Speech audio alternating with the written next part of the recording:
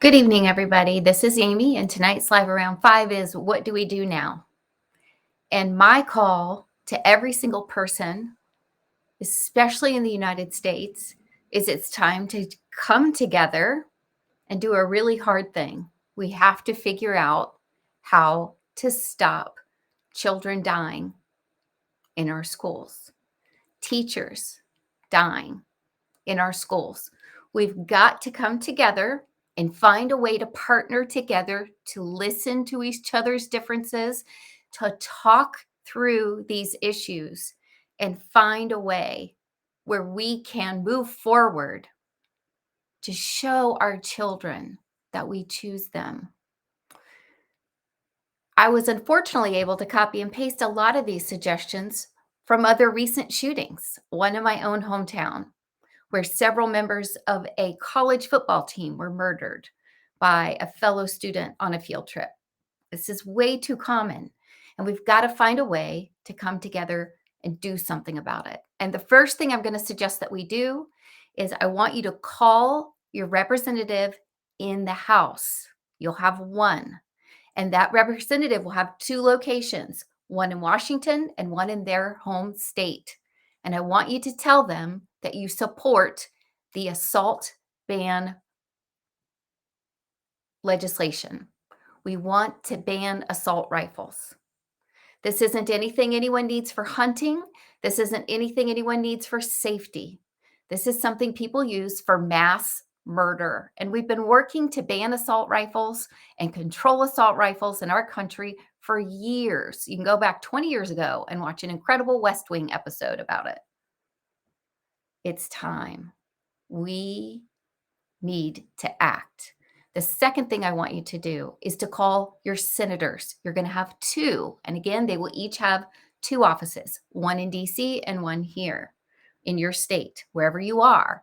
And again, tell them you will support the ban on assault weapons. You're only going to need your zip code and your name to leave with them. You're just registering your concern, your emotions, your feelings, and your position with them. And this helps them as they move forward to vote on legislation. The majority of Americans support this policy. They support this ban, but we haven't acted to do anything about it. And that's where we've got to come together, because clearly what we're doing isn't working. Other countries have figured this out. Our country needs to figure this out, and we can. We can do hard things in the United States. I believe in this country. I believe in the people, and I know we can come together to make a difference and make a change in this. And as you're navigating today, what can you do? Well, I have a list that I've shared over and over again. And the first thing to do is to look for the helpers. A helper I'm going to recommend to you is SharonSaysSo. She's on Instagram and Facebook as well, but I love following her on Instagram. And we are the Governerds. That's right. I said the word governor and nerds, or government and nerds put together. And we are going to take action as a community of over 1 million to work on this issue.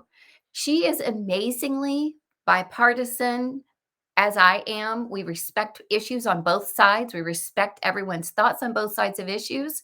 And she's also a previous government teacher. So she can explain to you how the government works. Often I'll have people who say, I can't believe the president funded that.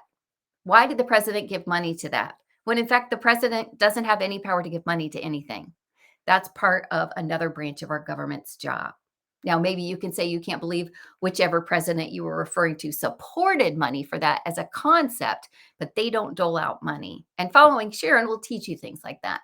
So it's really cool because you learn a lot about how our country works, how it became a country, and our history. And you fall in love with America all over again when you follow her, because she really teaches us where we came from, where we are, and where we can go. She also has a great podcast that's wonderful to listen to. If you're looking for someone with more of a spiritual addition to the mix, I would recommend Carlos Whitaker or Los Wit. These are two people I've recommended to follow before. Carlos lives in Nashville, only a few miles away from the mass shooting that occurred today. So he's dealing with friends and supporting friends and praying for his community today. But he's an amazing thought leader about how we can walk with people instead of standing on issues. Also, just send so much support that you can for all those helpers. As the wife of a retired police officer, it's not just the official victims of these mass shootings that are truly victims, and want you to think about the bus drivers that drove to pick up those kids from school, the families and the extended families, the grandparents that lived in other states but knew the name of their grandchild's school, the teachers, the janitor, I mean, the EMS workers, the police officers. There's just such a web of people that are impacted. So think about all of them and be grateful for those who helped, but also send them your love and support.